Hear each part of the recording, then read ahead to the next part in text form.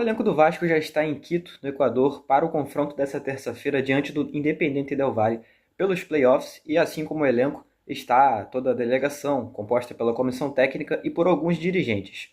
Bom, primeira coisa, eu acho que é importante questionar a presença de alguns nomes ali, alguns que a gente já fala há algum tempo aqui no canal, e questionar um pouco do porquê que eles ainda estão ocupando os cargos que ocupam, e principalmente um episódio em específico envolvendo ali uma abordagem, entre muitas aspas, jornalística.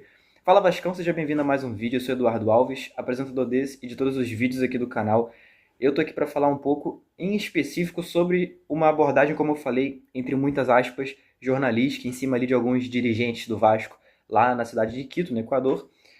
Antes de qualquer outra coisa, antes de eu falar qualquer coisa nesse vídeo, é importante colocar aqui o seguinte. Quando eu comento esse tipo de assunto, eu sei que muitas vezes se confunde com inveja. Ah, ele está comentando sobre isso, nesse caso específico, por exemplo, porque ele não teve a oportunidade de ir em Quito para cobrir a partida.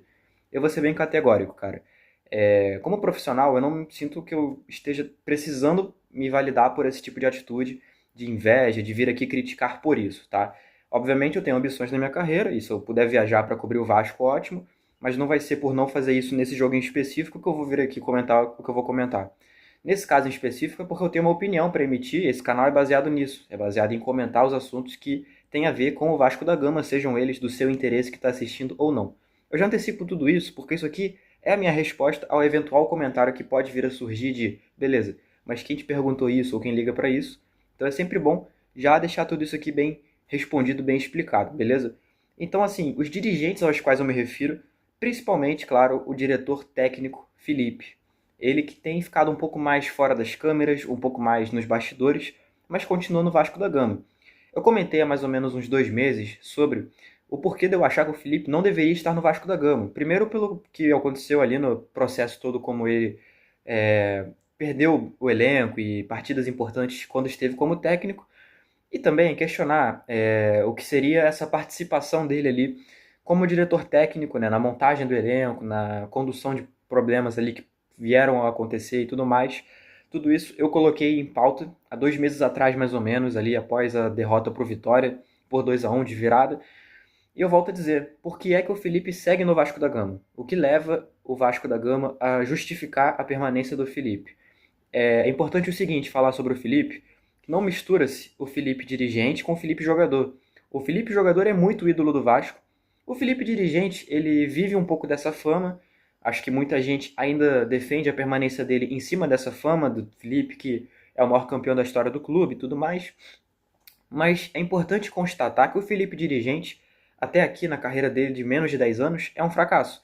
É o Felipe que foi diretor técnico do Tigres do Brasil, é o Felipe que foi técnico do Bangu, do Volta Redonda, e que em todos esses contextos ali fracassou. E agora no Vasco, na minha opinião, vem fracassando, porque o que entende-se que é o cargo do diretor técnico, pelo menos eu li assim na matéria do Globo Esporte quando foi anunciado o Felipe, seria o cara para poder fazer a conexão entre o elenco e a diretoria.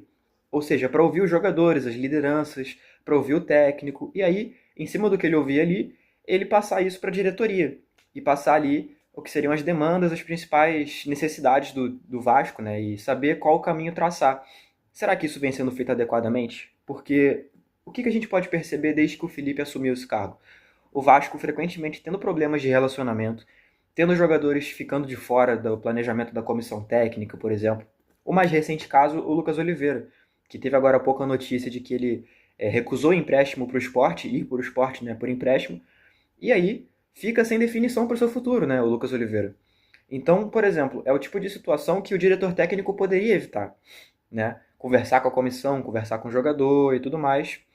E principalmente no ato de vinda do Lucas Oliveira, ter feito esse intermédio, assim. A vinda do Lucas Oliveira foi um pedido de quem? O Fábio Carilli pediu o Lucas Oliveira? Ou então foi um desejo da comissão, aliás, da diretoria de futebol? O Lucas Oliveira a gente fica inclinado a pensar que veio por influência do Pedrinho e do Felipe, porque trabalhou com eles lá no, no Tigres do Brasil, né? Foi onde ele subiu profissionalmente, inclusive, enfim. Cara, muita coisa para se questionar. Obviamente, uma análise superficial, porque é o tipo de informação que não sai tão facilmente, né? Então, assim, eu deixo esse espaço em aberto, se por acaso não acho que vai ter esse tipo de alcance, mas se o Felipe quiser entrar em contato, explicar a função dele e tudo, Eu fiz esse mesmo convite ao Marcelo Santana no meu WhatsApp, né? E ele disse que no momento não pretende falar, mas que no futuro breve, quem sabe, ele comente melhor sobre isso. Fica o convite ao Felipe também, para poder explicar. Da minha parte, do que eu vejo sendo a função dele, eu acho que não se justifica ele estar no Vasco da Gama. E como é importante a gente desenhar tudo na internet, isso não é um ataque pessoal para o Felipe, isso aqui não é um problema meu pessoal com ele, isso aqui é minha opinião sobre o cargo que ele exerce no clube que eu torço e cubro, né? E diante do que eu acabei de falar aqui, você percebe que a minha opinião é contrária à existência do Felipe diretor no Vasco da Gama, beleza? Sendo assim, pode ser surpreendente eu dizer que eu achei irresponsável a postura feita por um veículo de comunicação, que eu não vou citar nominalmente, porque não é meu intuito. Se você quiser, você encontra facilmente na internet, mas que chegou, abordou o Felipe e o Daniel Félix, que é o coordenador de performance do Vasco, saindo de um mercado lá em Quito. O importante é você reparar nesse vídeo, que eu não vou tocar aqui por motivos de direito autoral e tudo mais. Volto a dizer, você pode encontrar facilmente na internet.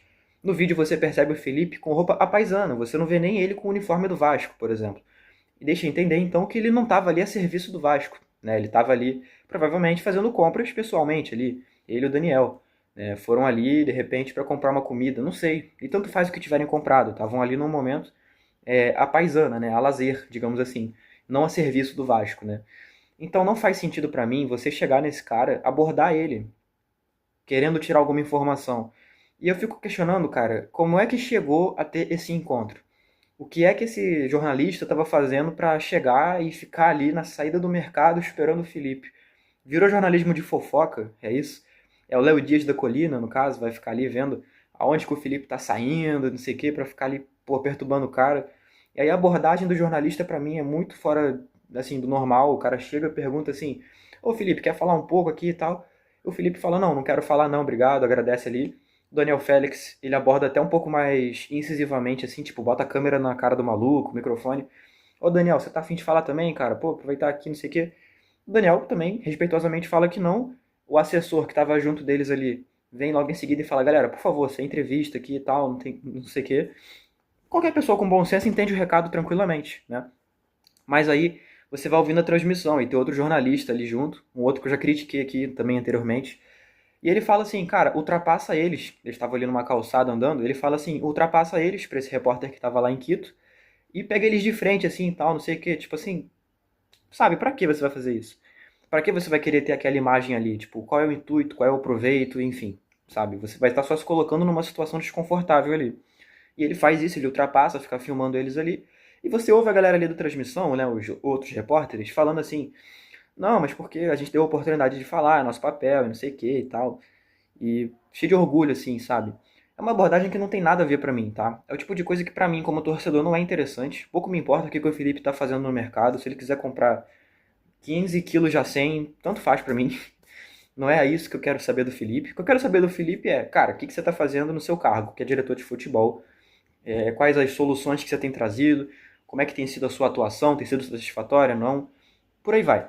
Então eu achei muito fora do tom. E o principal é o seguinte: quando publicaram esse corte na rede social, né, inclusive foi o próprio repórter que publicou esse corte na rede social, ele bota na legenda assim: "Não entendemos por que o Felipe não quis responder a gente. Vamos apurar a situação para entender." Eu volto a dizer, o que ficou faltando entendimento ali? O que faltou ser entendido?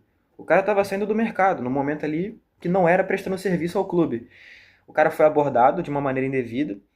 O cara ainda foi respeitoso ali, pô, não, pô, obrigado e tal, não sei o quê. E ainda tem que ficar nesse tipo de clima, assim, tipo, não, vamos entender aqui, vamos criar uma teoria da conspiração. O Felipe não quer falar com a gente porque, pô, sei lá, cara, tá escondendo alguma coisa e tal. Sei lá, cara, eu posso ser um pouco sensível quanto a isso, eu reconheço a possibilidade disso, mas eu acho que jornalismo não é feito pra isso. Eu acho que a pessoa que viajou pra Quito pra cobrir o Vasco da Gama, ela tem que ir para o estádio, ou se por acaso o Vasco abrir um treino, enfim. Tem que ir pra esses lugares, cara. Não é pra ficar indo em mercado, ficar vendo o que o dirigente tá fazendo ou deixando de fazer, pô. Inclusive no momento que não é dele fazendo serviço pelo Vasco, tá? Eu volto a dizer, eu sou totalmente favorável à demissão do Felipe, por N motivos. Eu já não acho que ele deveria nem sequer ter assumido esse cargo, porque pelo que ele apresentou até agora na carreira dele, antes dele chegar ao Vasco, era um cara que pra mim não mostrava ter condição de sustentar bons desempenhos, boas performances profissionais pelo cargo que ele tem. Mas não acho justo isso, né? Inclusive com o Daniel Félix também, que é um outro caso. Eu já falei por aqui, eu não acho que o Daniel Félix é o grande culpado dos problemas físicos do Vasco. Eu acho que é uma análise muito errônea, que é feita por alguns jornalistas e influenciadores do Vasco, mas eu respeito a opinião de cada um. Só que, na minha opinião, isso é um erro. Eu acho que o Daniel ele é um cara que está num cargo que é muito mais de fornecer informações do que de tomar a decisão do treino que vai ser feito e por aí vai. Você pode questionar, por exemplo, quando o Daniel estava no cargo interino ali de preparador físico, que foi, por exemplo, entre a saída do Ramon Dias e a constituição da comissão técnica do Rafael Paiva, né, que foi lá para setembro do ano passado, 2024. E naquele período você vai indiscutivelmente perceber que o Vasco foi muito bem fisicamente. Mas aqui eu estou fugindo um pouco à pauta, o ponto é, de qualquer forma, gostando ou não do Daniel, do Felipe, não faz sentido esse tipo de abordagem em momento que ele não está ali prestando um serviço para o clube. Beira o assédio, inclusive, então eu acho que é uma coisa que vale ser revista. E aí, como eu sempre digo, tem que desenhar tudo. Isso aqui não é um ataque pessoal, eu não estou fazendo isso aqui para direcionar ataque para o jornalista que fez isso, deixou de fazer e tal. Enfim, é minha opinião sobre isso e você pode discordar aqui nos comentários se quiser. Esse convite fica em aberto para você poder trocar essa ideia sobre esse tema, beleza? Bom, fico por aqui, obrigado pela sua audiência, sempre a recomendação do like e da inscrição. Também, claro, a recomendação a você ativar o sininho, porque isso ajuda o YouTube a entender que você gostou desse vídeo. Temos o nosso site analisavasco.com, onde você pode conferir ali matérias exclusivas sobre o Vasco, então fique à vontade para poder nos seguir por lá. Não menos importante também nosso grupo de WhatsApp, que vai estar também aqui na descrição para que você possa entrar e fazer parte da nossa resenha. Tamo junto, valeu e até a próxima.